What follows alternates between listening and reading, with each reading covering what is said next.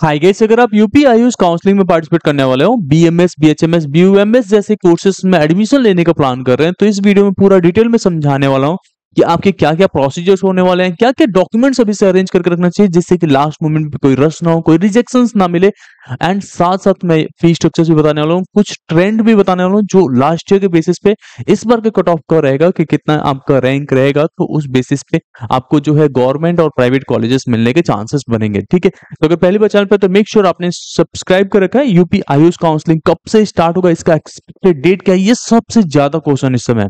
Last time जब UP Ayush counselling start हुआ था तो सितंबर के एंड में स्टार्ट हुआ था, और इस बार भी एक्सपेक्टेड है कि जो AA-CCC की काउंसलिंग स्टार्ट होगी सेंट्रल लेवल की, उसके बाद ही स्टार्ट होगा। तो मिड ऑफ सितंबर आप लेके चल सकते हैं। ये आपका सबसे पहला क्वेरीज था जो मैंने आपको रिजॉल्व कर दिया।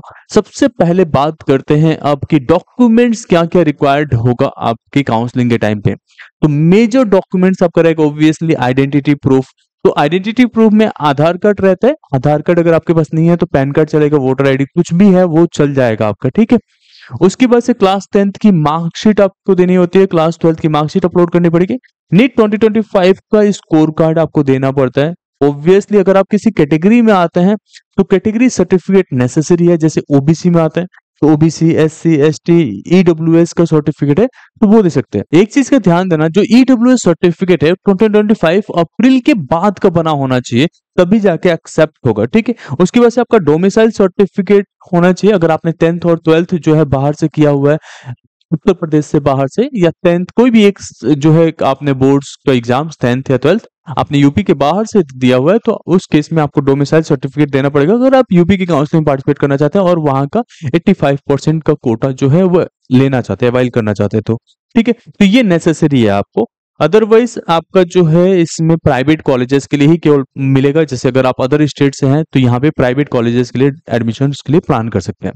आपका जो एक्सपेक्टेड डेट मैंने बता दिया, मिड ऑफ सितंबर होने वाला है। एंड क्या प्रोसीजर्स होने वाला है आपका काउंसलिंग का, तो सबसे पहला स्टेप्स ऑब्वियसली हमेशा रहता है रजिस्ट्रेशन होगा। उसके बाद से आपके डॉक्यूमेंट्स अपलोड होंगे, पर्सनल डिटेल्स वगैरह फिल आउट होते हैं, ये सब चीजें हो जाएगा। उसके बाद से आपको रजिस्ट्रेशन फीस पे करना पड़ता है। रजिस्ट्रेशन फी 2000 रुपए रहता है। इस बार का क्या होने वाला है वो अभी पता नहीं है।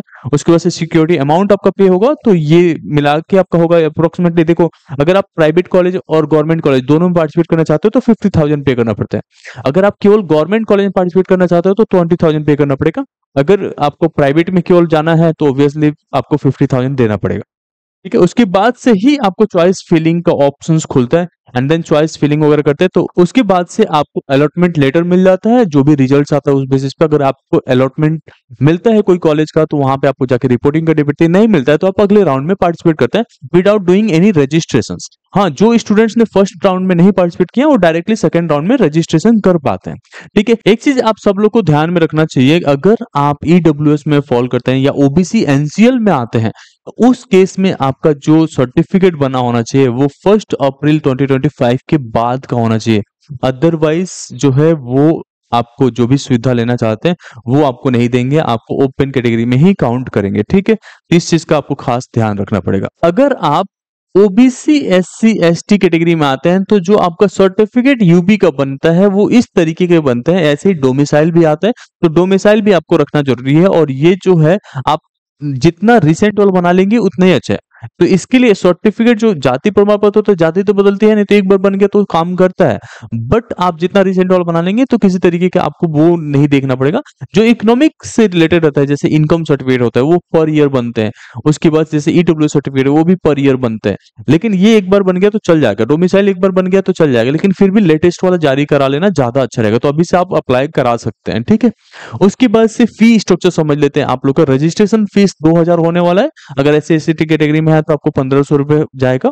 ठीक है, सिक्योरिटी अमाउंट की बात करें तो इसमें जो गवर्नमेंट कॉलेज के लिए केवल पार्टिसिपेट करना चाहते हैं तो आपको 20,000 पे करना पड़ेगा। अगर आप दोनों में जाना चाहते हैं तो 50,000, केवल प्राइवेट में भी है तब भी आपको 50,000 सिक्योरिटी अमाउंट देना पड़ेगा। ठीक है, अगर आपको कोई भी कॉलेज नहीं मिलता है या आप कॉलेज नहीं एक्सेप्ट करते हो तो उस केस में आपको ये रिफंड कर दी जाती है। लेकिन एक चीज समझिए, अगर आपको कोई कॉलेज एलोकेट कर दिया गया और आपने वहां पे रिपोर्ट एक बार अलॉटमेंट लेटर जारी डाउनलोड कर लिया, रिपोर्टिंग दे दिया और फिर कॉलेज में नहीं गए तो उस केस में आपका ये जो है फॉरफिट हो जाता है। ऑब्वियसली आप वही कॉलेज अपने चॉइस फिलिंग में डालेंगे जिसमें आप एडमिशन लेना चाहते हैं। तो अगर कॉलेज अलॉट हो गया है तो आपको जो है रिफंड नहीं होता है सिक्योरिटी अमाउंट, बट अगर आपका जो है कॉलेज अलॉटमेंट नहीं होता तो रिफंड हो जाएगा।